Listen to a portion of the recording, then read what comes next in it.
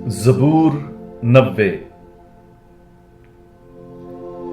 اے خداوند، تو ہی پشت در پشت ہماری پناہ گاہ رہا ہے، پیشتر اس کے کہ پہاڑ پیدا ہوئے اور زمین اور دنیا خلق کی گئیں۔ ازل سے لے کر ابد تک تو ہی خدا ہے۔ تو انسان کو خاک میں لوٹا دیتا ہے اور کہتا ہے کہ اے بنی آدم لوٹ جاؤ، کیونکہ تیری نگاہ میں 1000 برس کل کے گزرے ہوئے دن کی مانند ہیں، یا رات کے ایک پہر کی طرح ہیں۔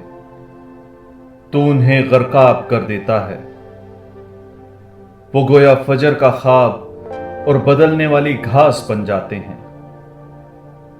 وہ صبح کو لہلہاتی اور سبز ہو جاتی ہے، اور شام کو مرجھاتی اور سوکھ جاتی ہے۔ یقیناً ہم تیرے غضب سے فنا ہو گئے ہیں اور تیرے غصے سے پریشان ہو گئے ہیں۔ تو نے ہماری بدیاں اپنے مد نظر اور ہمارے پوشیدہ گناہ اپنی نگاہ کی روشنی میں رکھے ہیں، کیونکہ ہمارے سب دن تیرے غصے میں کٹے ہیں۔ ہم نے اپنے برس آہ کی طرح گزارے ہیں، ہمارے برسوں کا شمار 70 برس کا ہے، یا اگر ہم مضبوط ہوں تو 80 کا، اور یہ اکثر تکلیف اور بطالت کے ہیں، کیونکہ یہ جلد گزر جاتے ہیں اور ہم اڑ جاتے ہیں۔ تیرے غضب کی شدت کو کون جانتا ہے، یا تیرے غصے کو جب تیرا واجب خوف نہ کیا جائے۔